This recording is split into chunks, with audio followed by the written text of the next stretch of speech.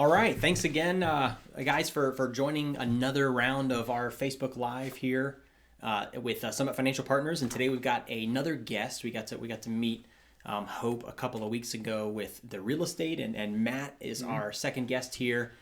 Is an attorney, and today we're talking about estate planning. Yep. Which is it's one of those like super important topics and one that nobody wants to talk about. Yeah, exactly. which has to all be your viewers probably work. just turned off. Yeah.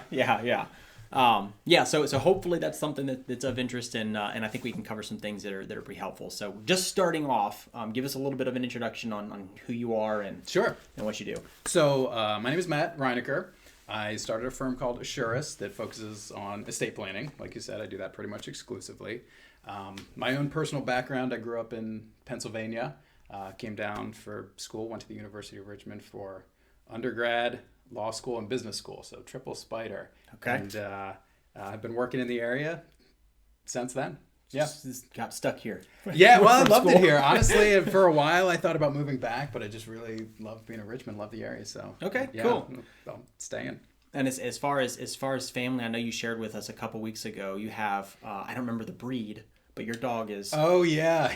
right. A lot of our clients 2.5 pound teacup Yorkie. Teacup Yorkie, 2.5 pounds. That's Tiny. nuts. She's the tiniest. I know a thing. lot of our clients have met Star. Oh, okay. So they've seen the little dog, in the office. Oh yeah. But I think, and what's her name? Her name is Billie Jean. Billie Jean would Billie be Jean. probably tinier, much tinier than Star. Anyway, so yeah, awesome.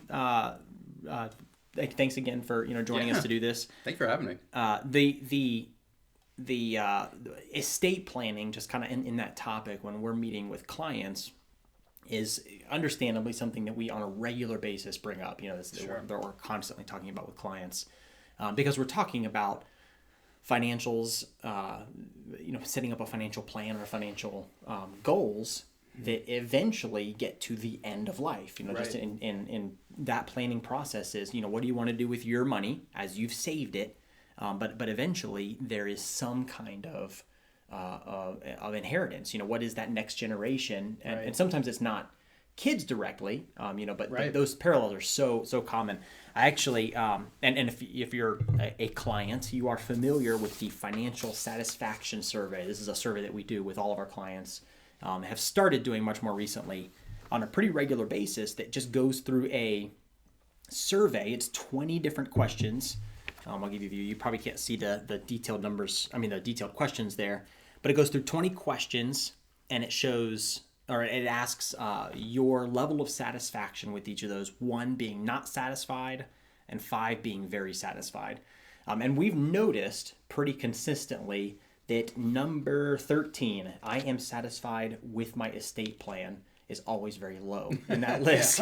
Out of curiosity, because I'm a very analytical, numbers kind of guy, I pulled, it was about 20 to 25 of these forms, Okay. and I tallied up the average, and sure enough, that was pretty outstandingly the lowest satisfaction that our clients have Yeah. with their own estate plan. Right. For whatever reason, probably a lot of the reasons that we'll talk about today. So in that estate planning process, when we're talking estate planning, give us a little bit of a definition on what estate planning is and Yeah. what those documents actually Sure. look like or are. Okay. So basically, I think from a broad overarching perspective, estate planning to me is just a way of protecting yourself and protecting your family in the future, especially at a time when you're not going to be able to. And that time comes for all of us. Maybe we are incapacitated in the future, we can't make decisions, or we're all going to pass away at some point. This is a way of providing guidance and direction to the people we love so they're not left in a state of chaos. I've heard them called love letters before, and honestly, I think that's a really good description. That's what it is. It's a way of providing some guidance to your loved ones in the future. Yeah. Okay. Yeah. So in that arching definition, what are the actual What are the legal parts? documents? Just Yeah. a will or? Sure. There are a couple different parts. There are medical directives. They're called advanced medical directive, healthcare power of attorney, living will. There's some slight differences, but they're pretty much used interchangeably. Medical directives is one piece. Power of attorney, which is a document that lets somebody make financial decisions for you. Yeah. And then there's the end of life documents like a will. sometimes a trust. And then there's one kind of a bonus document I use called a personal property disposition list. It's just a gift list. It's an opportunity to make any specific gifts that you want. But those are the big pieces of an estate plan typically. Okay. Yeah, so my wife and I just went through this with Matt, and we had these documents, I think everything that you just kind of mentioned there, put together. One thing that I've seen that is a common question, and I don't know if this is the right place to ask it, but from clients that will come in is most people see a benefit in a will, but oftentimes think that they need a trust. Right. And tell us about when or when you would or wouldn't set up a trust. Right. So that's like the $64,000 question in estate planning. That's the big, like, do I need a trust? Yeah. And the answer is maybe. Yeah, so okay. I'm not going to be too helpful there. It really, I hate to be vague. It depends on individual circumstances. And maybe what would be helpful is kind of the difference between a will and a trust. Yeah. Understanding that. So a will, it's an instruction list. It's a document that says, I want this money to go here. I want you to do this, A, B, C, D, just like that. A trust is its own entity. It's kind of a separate thing. So my name is Matt, and then there's Asurest, the law firm, which I operate, but those are two different entities. Yep. Okay. A trust is kind of the same way. There's Michael the person, but there can be the Michael Sigmon trust too. Yep. Okay. And so basically the fallout from that is that arrangement creates some benefits. So it depends on what you're looking for. One of the biggest reasons to consider a trust that a lot of people know about is if you super high net worth. Really, if you just have a lot of money, trusts have some benefits to because they can avoid probate. A lot of people have heard about. But if you're looking for some additional control, if you want to protect somebody, that can be a strong reason to consider a trust too. It's the difference between me saying, like, Michael, here's $100, and saying, Jennifer, here's $100, use it to take care of Michael. And so if I want to protect you, maybe you're a child, maybe you're a minor, maybe just not great with money, so, which would be weird as a financial advisor, but let's just say hope that's not the case. Yeah, exactly. Right. Hypothetical, Mike, not actually you. Those are reasons to consider a trust. Yeah. Okay. Yeah. So that's something I'll discuss with clients about whether that's something they need. Okay. So if a client were to call you, somebody that you didn't know, I guess a prospect will call and just say, hey Matt, Mike and Jennifer told me I need to call you about estate planning. Walk us through that process and what that looks like. Sure. So usually I'd spend a few minutes just on the phone trying to get an idea of their situation. Who do they want to provide for? Who is it important that they protect? Their loved ones that they want to provide for in the future. And get a sense of their situation too. Just ask some general questions. Usually get a little information over the phone. Yep. And I try to make the process simple. I think, we talked about so few people being happy with their estate plan. I think there's just a lot of dread about the process. Yeah. And so I try to make it as simple as possible. I usually start with just a very general phone call. If it sounds like it'd be a good fit to work together, we'll schedule an intake session, and it's usually just a conversation about what they're looking to achieve through their plans. Yep. Okay. What they want to do. Mm-hmm. Okay. And this is not general speaking, but you specifically, you set up Asurest a little bit different. Yeah. From a virtual standpoint, or tell us exactly about how you work specifically. Yeah. Thank you. It's honestly, for just that reason, I think there is this dread and apprehension about estate planning in general, because it's a topic people tend to not want to talk about in general. It's like what happens to me in the future and my family. And I hate to say, but like a lot of times lawyers don't make it any easier. It's complicated. There's a lot of legalese and jargon that tends to be involved, and people don't want to take up time out during their day to go meet with a lawyer downtown. So I set up my firm as a mobile firm and a virtual firm to make that process a little easier. So I'll come to you, meet people in their home, meet people over Zoom or phone, whatever's easiest, just to discuss and put a plan in place. Cool. Yeah. So that process was, pretty simple with us. I think it was one phone conversation, and then we had another intake session. I think, just like you described, and then we sat down and signed everything afterward. Yeah. You sent it. We went over it. Yep. So it was a simple, much less painful process than I expected it to be. Thank you. And honestly, that tends to be the experience. I think a lot of people are expecting it to be worse, but it's really a pretty simple, straightforward process. Yeah. Okay. So, flipping that or kind of reversing that conversation, we've talked about what it is, or hopefully made it a little more simple in thinking about the process. Tell us about what happens if somebody doesn't do that. What just in general, if somebody dies without a will, right? What happens? What happens? What does that mean? So there can be some issues with that. So what Virginia does, and every state does, they all have their own process for where property goes. So they will send your property. Somebody will be entitled to your property, whether it's the person you want or not. They have their own system in place for that. Yep. Okay. One of the other things that tends to get overlooked that you can do through your will is appoint an executor. This is the person that's responsible for making sure that process gets followed. You're not going to have a say in who that person is if you don't have a will, if you don't have it specifically written out. And for parents who have children, one of the scariest things is that they're not going to have a say in who raises and watches and takes care of their children. Yeah. A judge is going to do that.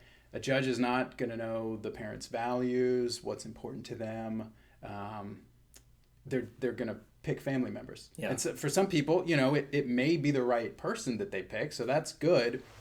But even then, one of the non-legal issues of not having a will is that you miss an opportunity to provide that guidance in that direction. Yeah. These documents come into play when somebody has died, and family members are going to be grieving. There's going to be a lot going on. There's going to be a lot of emotion. Yeah. And people react in unpredictable ways, surprising ways at that time. So the more direction you can provide, the more you can preserve family harmony in the future. Yeah. That's similar when emotion gets tied to financial decisions. That it can often be the wrong decision, right? Just because you're tying emotions to it. Yep. There's so many people, peers of mine that have young kids like we do. That in their mind they know exactly what's going to happen with their kids. Like, right. My brother's going to take them, or my parents will be able to raise them. But not only is it not written down, but they likely haven't even had that conversation with their brother. Right, exactly. They could be thinking something completely different. And even if they have, even if the brother knows, like, does the sister know that the brother knows and that you want the brother? Like, that can cause conflict. And, the last thing you would want is children to be going through some court process at that point. Yeah. Asking, like, them who they want to live with. Like, it's it's not a situation you want. Yep. And it's easily avoided. Yeah. Okay. So we see the importance of a will. What's the best time in life for somebody to do this? Like, do age, that's a good question too. Life circumstances make a difference? So I like to say that there really is no bad time. There's only too late. There's only a point when you can't do it anymore, unfortunately. Yeah. I haven't seen. So I have noticed through doing this, there are certain motivations that pop up at different life stages. And I've seen 3. So first, when parents have young children, that tends to be a really good time to consider a will, because for just like we said, the guardianship provision, that's probably the most important thing you'll accomplish through your estate plan. There's a second group that's a little older. They may have children in high school or college. It's a little less about protecting their children at that point. It's more about revising their previous will, or maybe finally getting around to do it in the first place. Yep. Those people tend to be in their peak earning years, so they're starting to think about asset transfer in the future. And then the third group is older clients. They may be retired. Children are adults at this point, and they are motivated sometimes by health concerns. They want to make sure their medical directives are in place, and then also thinking about asset transfer in the future. So making sure that maybe they want to make a gift to their grandchildren. Maybe they want to make a donation. Maybe they want to provide for their children but have concerns about their son-in-law or daughter-in-law. I want to just specify how they want their money distributed. Yeah, okay. That makes sense. So one of the statements that we've gotten from younger clients or again, some of my peers is the if I'm not wealthy and I have no kids. Yeah. So if I'm young, and actually my own personal family and siblings is a good example. I'm married with 4 kids, and and I'm the oldest of six. A lot of our clients know.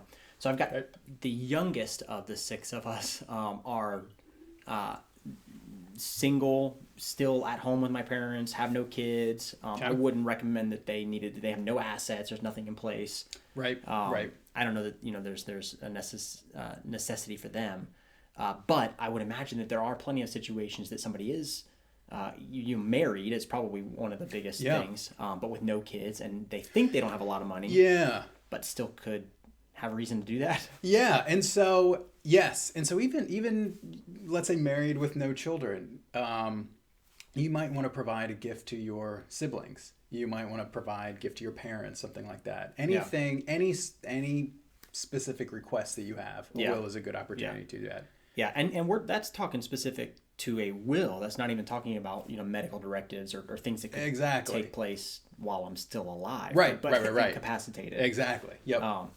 Yeah, which could affect you with no money or assets or kids. Right. Exactly. That's something if you want to have any kind of control over. Yeah. What happens with you or who makes those decisions for you. Exactly. And honestly, even having no assets can be a concern too, because you have debt that needs to be handled in a very specific way. Yeah. Okay. If your debts exceed your assets, that can create a whole set of issues with probate that should be addressed. Yeah. Okay. One other thing that's kind of interesting is that I heard a story once. I was reading online. It was about 3 children, and they had a system for distributing their parents' personal property. Okay. And the system was each one of them got like 100 credits to bid on items. So, like, if you really like a sofa, you say, like, all right, I'll spend 20 of my credits bidding on that sofa. And if, my brother spends 25, he gets the sofa. That's kind of the system. Okay. 2, anyway, it's a lot to set up. 2 of those 3 children were willing to bid 100 of the credits, forego everything else for one item of their father. And it was an old army t-shirt that he wore. So...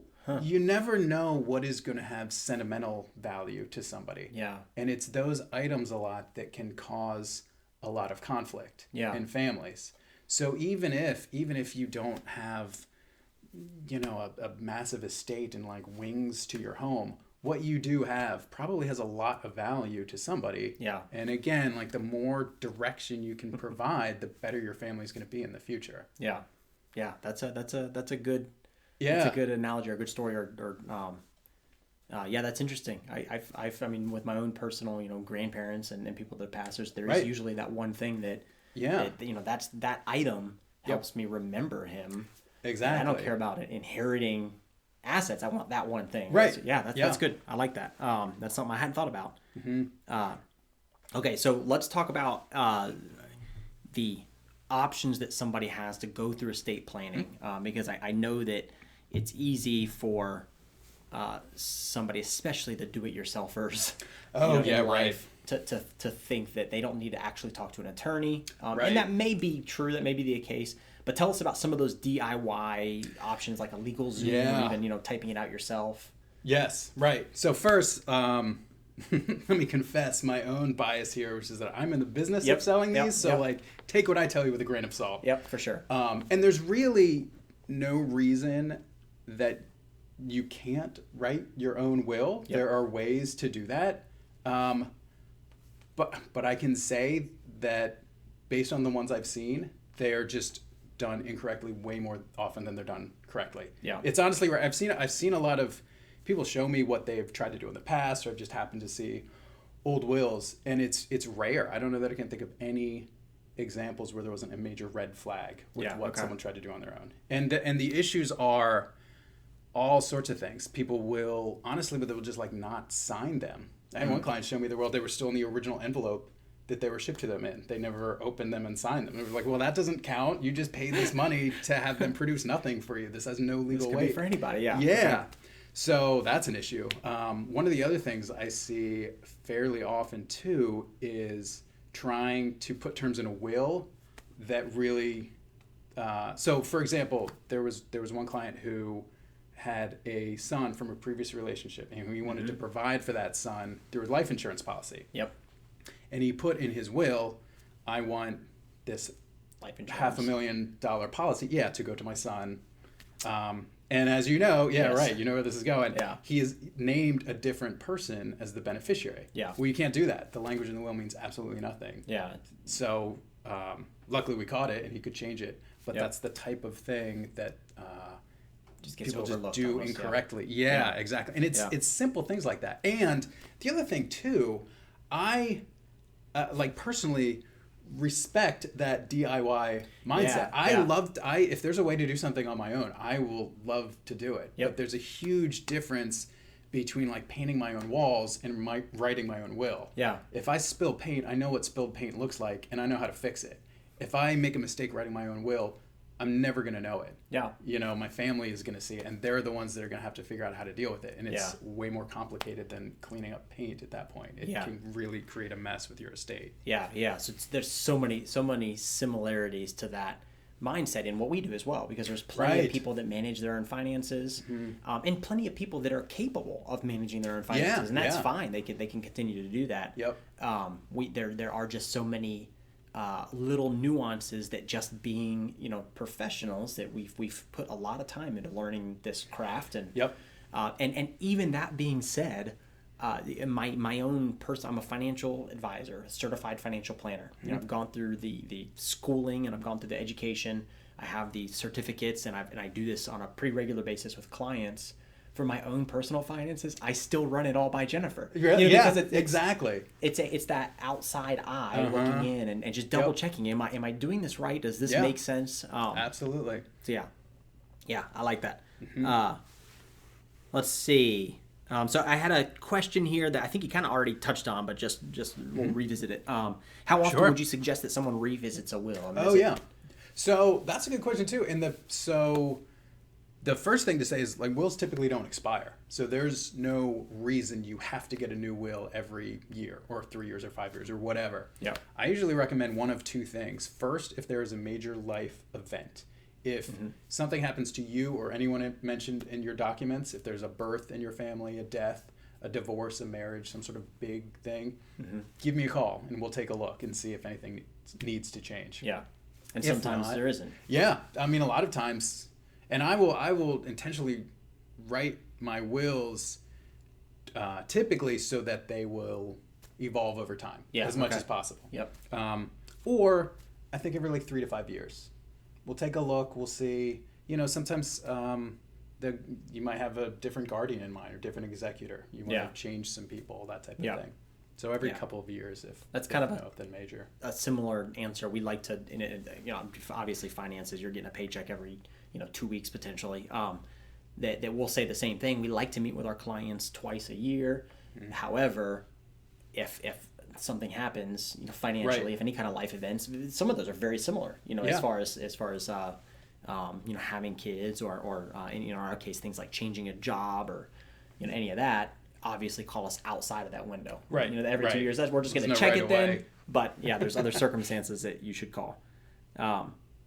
Okay, so tell me why this is speculative maybe, but why do you think there are so many people that have not done estate planning or gone through that process? I think it's a lot of things. First, I think it is a classic example of something that is important but not urgent. It for the most part, we assume it doesn't have to be done right now. Yep. And most people have very busy lives. They've got a lot going on. Those groups I talked about, parents tend to be very busy with kids' activities, work, staying home, whatever it is. There's a lot happening. I'm sure you can attest. Yeah. And I mean, I know that I'm going to die, but it's not going to be tomorrow. Exactly. Right. Like, I don't need to worry about this. Yeah. Right. I mean, and again, like, I totally understand. It's just the easiest thing to put off. Yeah. That's why, too, I think you see statistics where it's like 50% of boomers don't have a will, and 60% of Gen X, and 70 to 80% of millennials. It keeps going up as people get younger. Yeah. And I think it's for that reason. I think, too, there is some apprehension about the process. People are concerned that it's just going to be tens of thousands of dollars, and it's going to take weeks and weeks, and it's going to be these long, difficult conversations. And again, that's kind of why I set my firm up, to keep it simple, to make it more manageable, to make it an easier process, to remove as many obstacles as I can, so that people would get it done. Yeah. Yeah, that was one of the biggest hurdles for Lauren and I. Were kind of twofold, because I've heard so many different price points as far as getting this done, and it being anywhere from thousands of dollars to, I mean, some of the online DIY options Right. are free or $100, very very Right. inexpensive, which we've already talked about the holes that could be poked in that. But another one for us in particular is we didn't actually know the answer to who would raise our kids. That wasn't an easy thing for us to. So Right. just that, we should probably do this, but we don't really. Let's like that just seemed like such a big and difficult. And I'm not gonna lie and say that it was easy. Right. But something that you helped us with in that process was one, just knowing that it can change. This is just for right now. What could we set up? Yeah. And you can adjust that as time progresses. As people get older, as families change, and so that was probably our biggest hurdle. But yeah, that process was way smoother than we expected it to be as far as setting everything up. Oh, that's great. So that was excellent. Well, I think that's a really good point too. I mean, what we're both doing, whether financial planning or estate planning, it's plans, and plans can change. Yeah. And just because the plan may change in the future, it's still a good idea to have a plan now. Yep. Yep. Absolutely. Okay. So to wrap this up, why should let's kind of flip. So now my wife and I have a will and have that in place. We've gone through that estate planning process. We have almost all of those documents you mentioned set up, and we didn't set up a trust. We didn't see a need for that for us right now.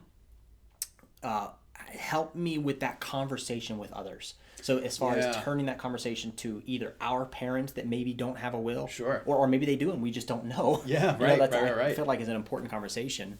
And then also just any I'll say friends or peers, or when we come into contact with somebody that doesn't have an estate plan that is important to us, just on an emotional side, that I want you to have this and be covered. How do we bring that up? Yeah.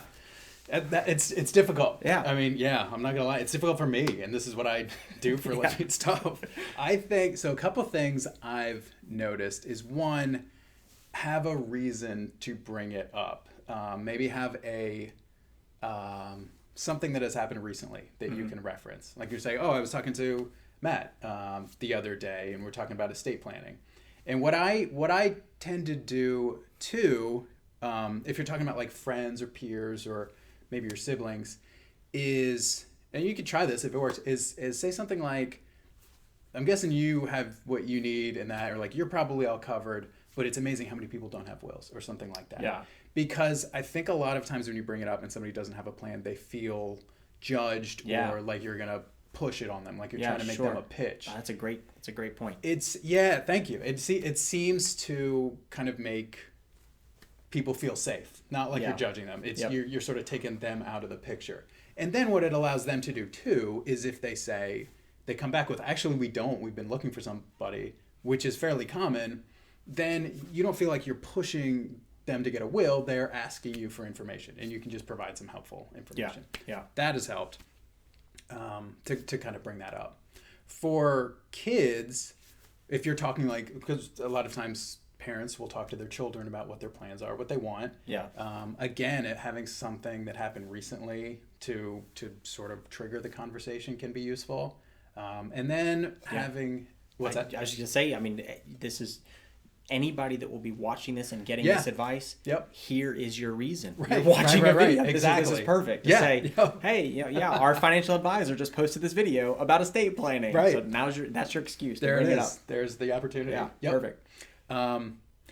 For children, I think it's helpful to be clear and to state your wishes, and to understand that if you're talking about your property, your children don't necessarily get a vote. Like you can discuss it with your children and certainly ask for their input and thoughts, and especially if it comes to personal property, if there's something they may want. Yeah. But it's maybe typically a little more framed as, here's what I've decided, and I want you to know, and this is what we want. Yeah. For parents, it can be a little different, because children, history is usually parents telling children things. Yeah. But sometimes that role reversal occurs. Yeah, sure. And in that type of situation, I think one of the things that's helpful is to use I statements instead of you statements. Okay. For kind of the same reasons we talked about. It's different. It's the difference between saying, Dad, you need to have a will. You need to get this done, which, sounds a little pushy. Yeah. Versus, I really want to know how to honor your wishes in the future. Yeah. It would really be helpful to me to have a plan so that I don't wind up fighting with my brother and sister about this. Yeah. Something like that. Yeah. And just to try to help as much as possible to move it towards getting it done. Yeah, that's good. That's something that people like to help others. So when you're phrasing it that way, you say, I'm not stepping in and trying to force something on you. Exactly. Just help me do this correctly. Exactly. Yep. That's good. Excuse me. I was gonna say something else. What was it? On passing. Something in just having that conversation, which is kind of, we'll switch roles here and kind of tie the financial planning element to the estate planning. A conversation we've had with some clients is where they've got grown kids that have their own families, and they're talking about estate planning and they want to leave assets. And I'll simplify kind of the analogy here, but we've got a client that has a few $1 million, we'll say, that's decently wealthy. Okay. They plan on leaving a decent amount to their 2 kids. They have 2 grown kids. Okay. And their kids in their own financial lives have very different incomes. Right. Okay, so we've got one child that's making very good money and is in a higher tax bracket. Okay. Versus another child that's in a much lower tax bracket. Okay. And the client is leaving all qualified assets. We've talked about that in the past. So meaning these are assets that when you pass them, somebody has to pay income taxes on that money. Now, when you split your qualified money completely equally to these 2, one of them is paying more in taxes than the other. Okay. Right. Yeah. So I've used the statement before that you've got how many people that you want to inherit your estate. You always have to add Uncle Sam into that as well, right, because he's going to be a part of that process and get his cut. Yep. As well as far as taxes are concerned. So there are estate planning strategies that we can do on the financial side to split that so that the actual take-home pay or the take-home money becomes more equal to the kids. Right. A big wrinkle that comes with that is on paper, you come in and you say that for Johnny we're going to leave him $600,000 of our qualified money, but for Susan we're going to leave her $400,000 of cash. Right. And it looks very different to them. Right. So having that conversation. Yeah, that's a perfect example, and that's one of those things exactly that just having that conversation can give some guidance and explanation now. And prevent huge family turmoil that can last years. Yeah, it can last Johnny indefinitely. More than me? Yeah, exactly. Yeah. Right. Exactly. Yeah. Yep. So having those conversations, it's very important. Yeah. Cool. Very good. What another? I'll just throw this out too.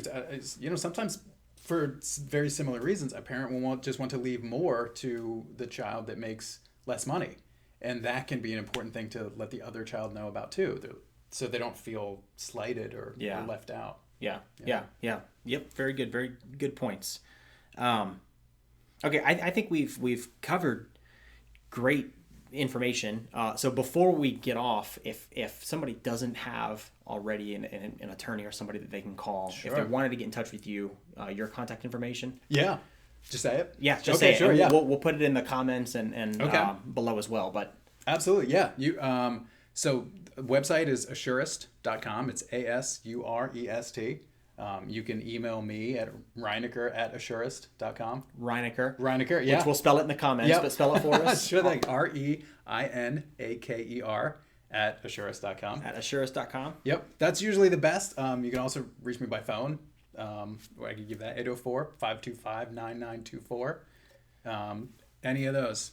Awesome. And calling you. Nobody is the same thing. When we work with clients, you're not on the hook for anyone. He's not gonna send you a bill for that first call. Oh right? Yeah, right. Exactly. So those calls, I'll just exactly. A lot of times it's not a good fit. They'll be looking for something that's just not a great fit, and that's part of what that first call is about. Yeah, and no charge. So happy to discuss and see what you're looking for. Cool. Yeah. So if you don't have somebody, call Matt. If you do, call your estate planning Call attorney, somebody. call somebody and set this up. And it's highly likely that everybody listening to this needs to go through this if they haven't already. Yes. I would say what we're seeing here is the people that do not need to do estate planning are few and far between. Right. Yeah. Unfortunately, that's the case. Yeah. So go do it. Hopefully this is an encouragement that it's not such a painful process, and hopefully we're showing or highlighting some of the painful process in not having one, and showing that that's a much greater Yes. element.